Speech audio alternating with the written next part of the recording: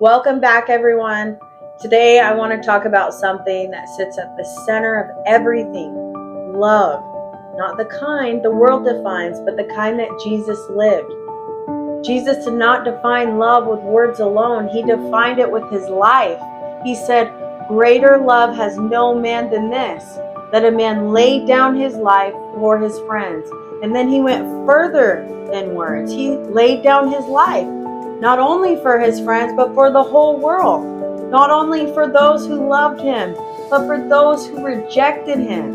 And that love did not begin at the cross. It began with a Father who loved the world so much that he gave his only begotten Son, that whosoever believes in him will not perish, but have everlasting life. Love is the motivation. Love was the expression, and redemption was the result.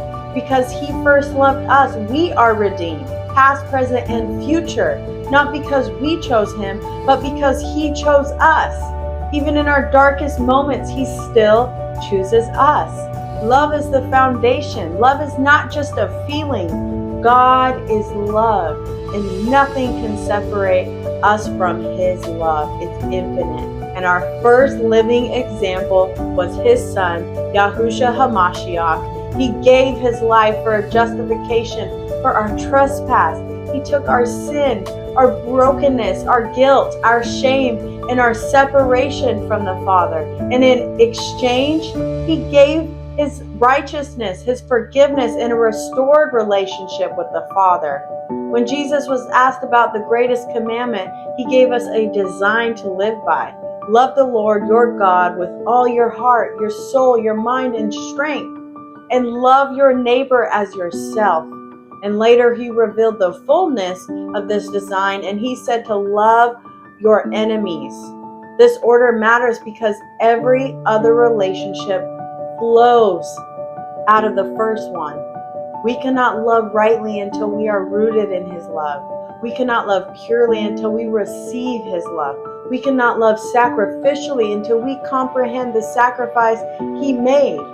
In Ephesians, Paul says that we must be rooted and grounded in love. Transformation starts underground long before it is ever visible. Roots come before the fruit. And in Galatians, Paul tells us the first fruit of the Spirit is love, because love is the soil every other fruit grows from.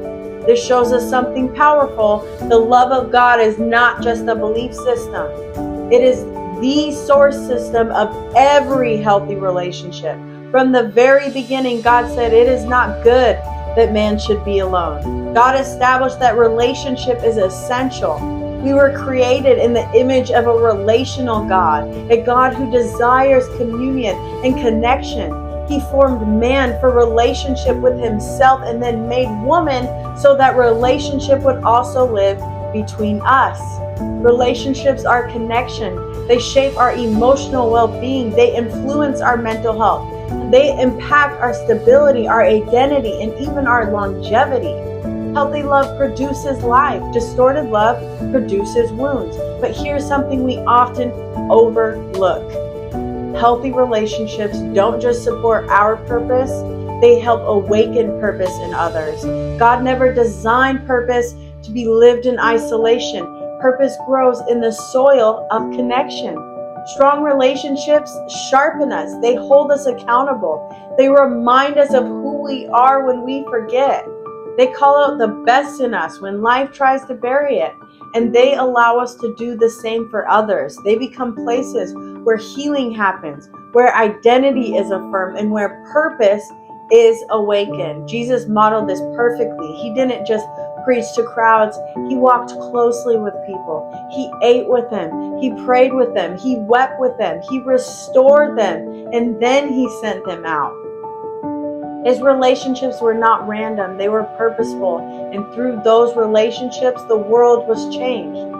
When we strengthen our relationships, we create spaces where others can grow, where they can encounter God's love through us, and where their own purpose can be nurtured. This is how the kingdom multiplies, not just through what we do alone, but through what we build together.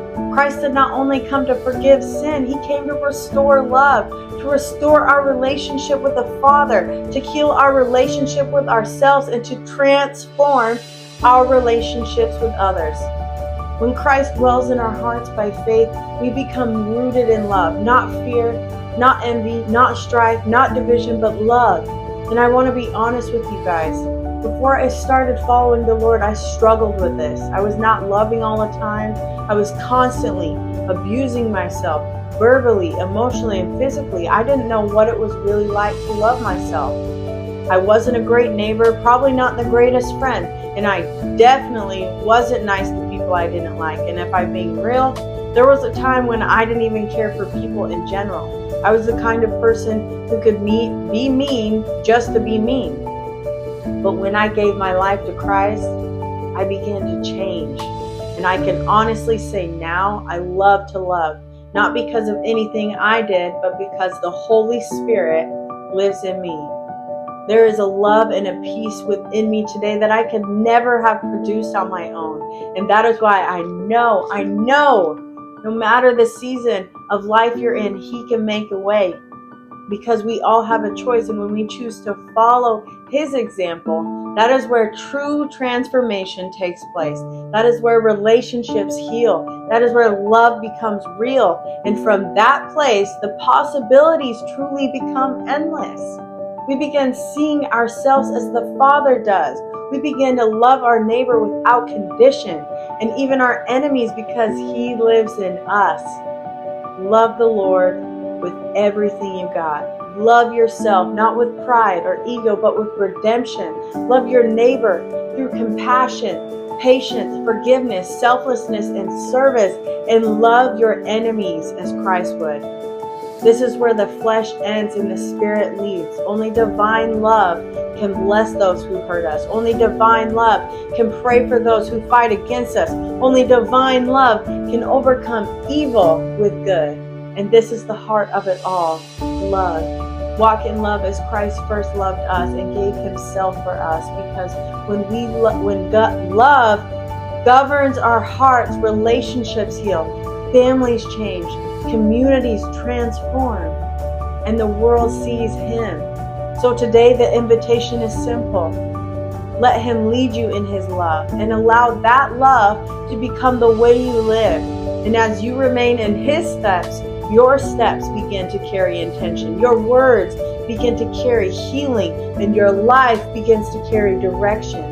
Let the love of Christ become the ground you stand on, the voice that guides you, and the power that moves you forward. Walking with purpose is not about knowing every answer. It's about staying connected to your source. So continue to make every moment count. Walk with purpose, and let all that you do be done in love. Thank you for a great time as always together. We will see you next time. Be encouraged, be empowered, and be expectant. God bless.